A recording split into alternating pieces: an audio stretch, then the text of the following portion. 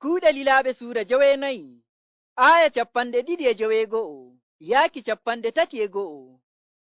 Caawulu warti Urshalima. Nde Caawulu warti Urshalima, o yiɗi nattuki tokkuɓe Yeesu, amma ɓe fuu ɓe kulimo. Ɓe njaɓaayi o warti tokkuɗo Yeesu e goonga. Amma Barnabas yaarimo to Lilaaɓe, ɗiiwitiɓe no Caawulu wi'iri Joomiraawo, e no Joomiraawo metiranimo dow laawol, e no o waajiniri habaru Yeesu e gariiri Dimaskus kulol wala. Ngam non Caawulu jooɗodii e Lilaaɓe, e mo yiilodo e maɓɓe nder gariiri Urshalima, e mo waajina habaru Joomiraawo e ɓernde go'o kulol wala. E mo waajinana Yahudanko'en metooɓe Helenankoore, e mo yeddootira e maɓɓe, amma kamɓe e ɓe ɗaɓɓita no ɓe mbardatamo. Nde tokkuɓe Yeesu nani habaru ɗum, ɓe njaari Caawulu gariiri Kaysaariya. Ɓe nattinimo komiwal, ɓe co'imo Tarsus gariiri maako. Gaɗa maajum, kawtal tokkuɓe Yeesu nder leyɗe Yahuudiya, e Galili, e Samaariya fuu keɓi jonde jam. Ruuhu Allah walli ɓe, ɓe cembiɗi, ɓe ɓeedi kulol Joomiraawo, ɓe ɗuuɗi. En nanii ɗo'o, nde Caawulu warti Urshalima, o yiɗi nattuki nder kawtal tokkuɓe Annabi Iisaa.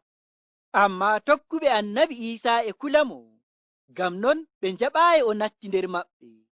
E yiiki maɓɓe, e mo yiɗi o nanga ɓe, ngam ɓe njaɓaayi wiiki Caawulu warti tokkuɗo Yeesu e goonga. Ngam non e ɓe kulamo, e ɓe ndoggamo, to o nanga ɓe o torra ɓe. Aya 2:2 wi'i, Barnabas tan jaɓi Caawulu warti tokkuɗo Yeesu e goonga. Ngam non o yaari Caawulu to Lilaaɓe, o ɗiiwitani ɓe fuu ko heɓi Caawulu dow laawol.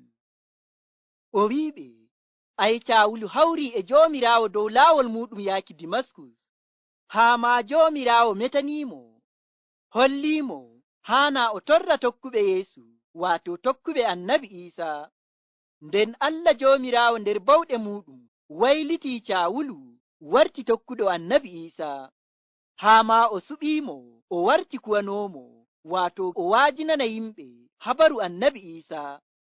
Barnabas ɗawti wiikiɓe, haa ma Caawulu waajini habaru Annabi Iisaa nder gariiri Dimaskus kulol wala. E non lilaaɓe Annabi Iisaa njaɓiri Caawulu. Aya 2:8 wi'i, ngam non Caawulu jooɗodii e lilaaɓe, e mo yiilodo e maɓɓe nder gariiri Urshalima, e mo waajina habaru Joomiraawo e ɓernde go'o kulol wala.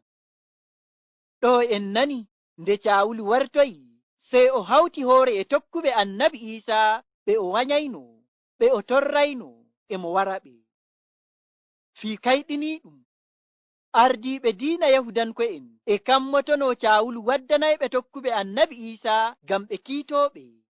Amma sey ɓe ngi'i Caawulu wartoyi juuɗe meere, nden bo o hawtaayi hoore e maɓɓe, sey o hawtoyi hoore e tokkuɓe Annabi Iisaa, ɓe o wanyayno.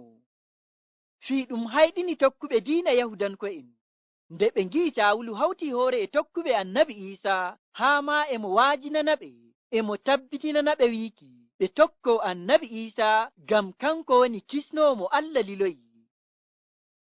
Tokkuɓe diina Yahudanko'en nde ngi'i ko Caawulu waɗi, nden nani ko Caawulu wi'ata, sey ɓernde wari ɓe, haa ma e ɓe ɗaɓɓita no ɓe mbardata Caawulu. Aya 3 wi'i, nde tokkuɓe Yeesu nani habaru ɗum, ɓe njaari Caawulu gariiri Kaysaariya, ɓe nattinimo komiwal, ɓe co'imo Tarsus gariiri maako. En nani ɗo'o, nde tokkuɓe Annabi Iisaa nani habaru Yahudanko'en e ɗaɓɓita warki Caawulu, ɗon e ɗon ɓe njaari Caawulu gariiri Kaysaariya, ɓe nattinimo komiwal ko jirgiyal ndiyam, ɓe co'i Caawulu Tarsus gariiri muɗum, ngam to ɗum halkamo. E non Caawulu daɗiri. Aya 3:1. Gaɗa maajum, kawtal tokkuɓe Yeesu nder leyɗe Yahuudiya, e Galili, e Samaariya fuu keɓi jonde jam. Ruuhu Allah walli ɓe, ɓe cembiɗi, ɓe ɓeydi kulol Joomiraawo, ɓe ɗuuɗi. Gaɗa maajum, waato gaɗa Caawulu torraynooɗo tokkuɓe Annabi Iisaa, baraynooɗo tokkuɓe Annabi Iisaa, wartii tokkuɗo annabi Iisaa.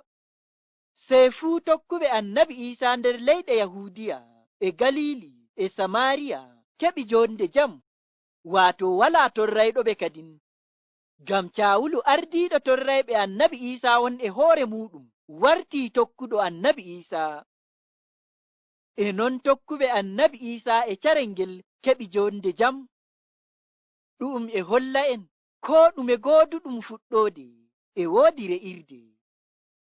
Ngam non bandiraaɓe am, enen tokkuɓe annabi Iisaa hande, to en nattii wokka torra ngam en tokkuɓe annabi Iisaa, koo to e ɗum torra en ngam en tokkuɓe annabi Iisaa, lallay se ko wala carel e wara koo ɗume fuu ƴaɓɓoto. Ngam non sey munyan nder torraaji meɗen, sey munyan nder caɗeele ɗe nattuɗen, bo non no tokkuɓe annabi Iisaa arande en ngaɗi. En nani ɓe munyi nder torraaji ɗi ɓe njari, haa Allah waddani ɓe re'irde maajum. Aayaare nden ɗawti wiiki, Ruuhu Allah walli ɓe, ɓe cembiɗi, ɓe ɓeydi kulol Joomiraawo, ɓe ɗuuɗi.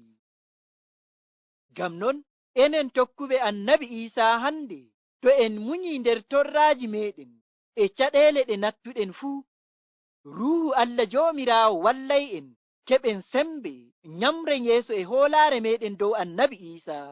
Ɓeyden bo kulol Joomiraawo nder ɓerɗe meɗen, naa kulol yimɓe. Nden bo en ɗawtay ɗuuɗuki, waato tokkuɓe annabi Iisaa ɗawtay ɗuuɗuki. Ngam non bandiraawo am an tokkuɗo annabi Iisaa, to a nder torra ko caɗeele, sey munya. Ruuhu Allah Joomiraawo bo ɗawtay sembiɗinkima nder hoolaare maaɗa dow annabi Iisaa. Ruuhu Allah Joomiraawo bo waɗay kulol Allah nder ɓernde maaɗa, cembiɗa nder hoolaare maaɗa dow annabi Iisaa, ngaɗa ko Allah yiɗi. Ngam non bandiraawo am, taa hulu, taa yewru nder hoolaare maaɗa, amma dara e sembe, bo non no tokkuɓe annabi Iisaa arande en ngaɗi ɗo. Allah Joomiraawo bo wallete. Allah Joomiraawo ɗawtana en faamu aayaaje ɗe nder ɓerɗe meɗen, o walla en bo njogooɗen imaanu meɗen dow annabi Iisaa haa re'irde. Amin.